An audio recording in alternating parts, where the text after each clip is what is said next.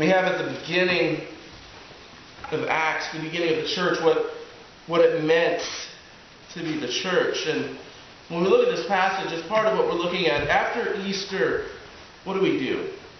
How do we live our lives, especially for those who have come to be new believers, those who went through the Lenten training and learned, or those who just came to church for the first time at Easter because they hear that's what you're supposed to do. And then what? That's the question that many people have. The then what? Whether you find a tract in the booth at Chick-fil-A or Hardee's or McDonald's, or somebody talks to you, you learn about faith, what's next? That's kind of what this is talking about in Acts chapter 4. What does it look to live a life of faith? The first thing is all the believers were one in heart and mind. All the believers were one in heart and mind. There's one vision. There's one place that we're trying to get to, and we've talked about that several times this year, about where we're trying to get to, what we're trying to do. And that the very basic, as C.S. Lewis calls it, that mere Christianity is to know God and to make Him known. It's not to be divided in everything. And that doesn't mean that everybody agrees on praxis, on how to do things. But it does mean that we have one goal in mind: glorifying God the Father and making that glory known to those who are round about us. We go about that just in how we come together, how we worship together, and how we relate to one another on the streets. And this comes not just for the Church of St. John's Episcopal Church, Congaree. This goes for believers all throughout the world. We had a workshop yesterday where 200 people of different denominations were coming together with one heart and mind.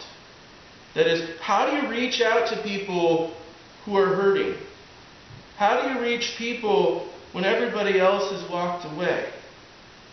And we'll begin to talk more about this as we look more into exploring the idea of doing Stephen's ministry, reaching out to people. But with one heart and mind, how do you reach people when they're really broken?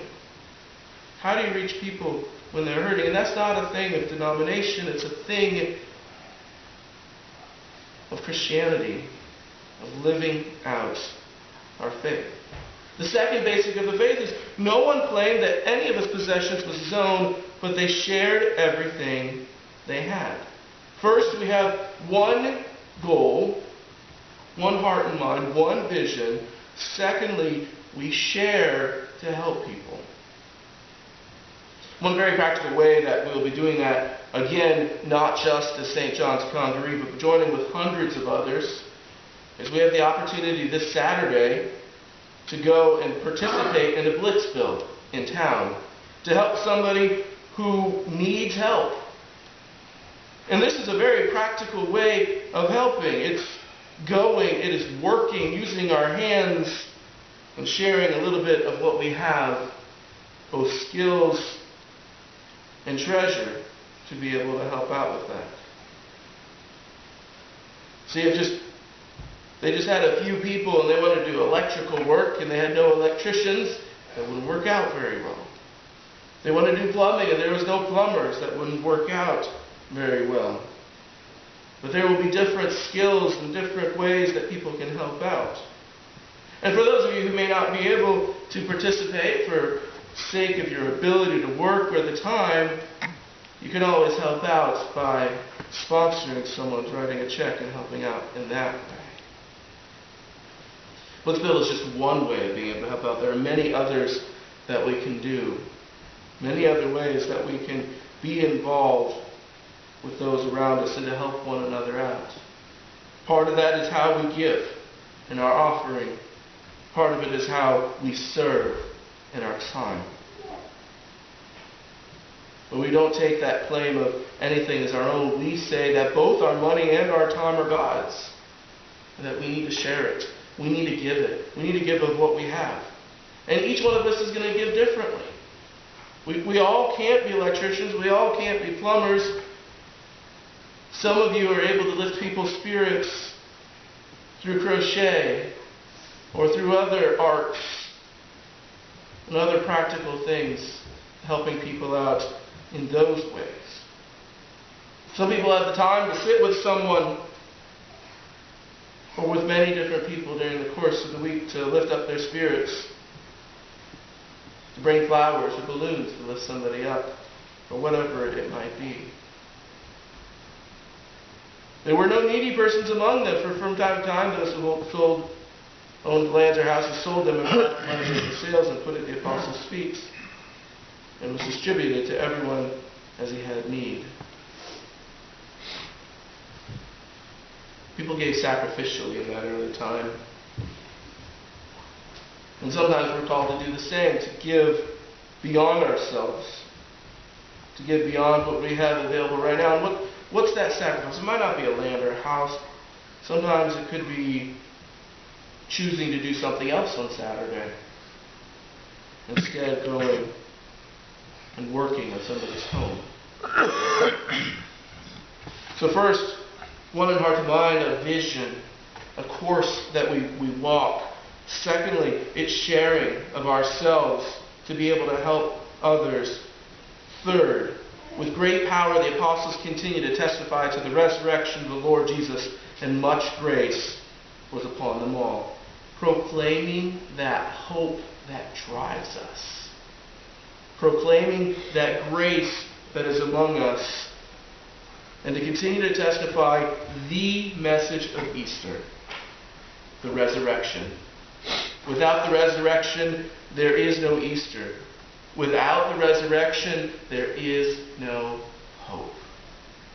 All that we do, that beginning of that gathering together for any cause and helping one another, they're good on their own.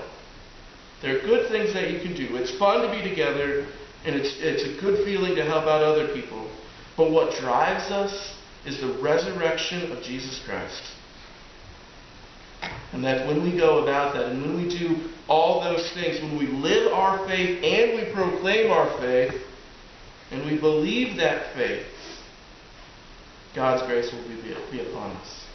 We will receive His grace to be with us, to grant us energy, to grant us mercy, and to help us to be able to go out and do those things that we wouldn't think possible. I went out and bought myself a reel mower, not a R-E-L mower, an R-E-E-L mower. And that sort of mower is the type that you push. It is human-powered. And when I began mowing our lawn, I thought that it was going to be quite challenging to be able to use a reel mower for the whole thing. But the thing that is true about that and about everything else is how do you go about it? You do it one stroke at a time, one push at a time, one moment at a time. Before you know it, the lawn is mowed and you've got a little bit of exercise. So come, be with us on Saturday, help sponsor someone, see how else you may be able to reach others. What are your gifts and how can you serve? Amen.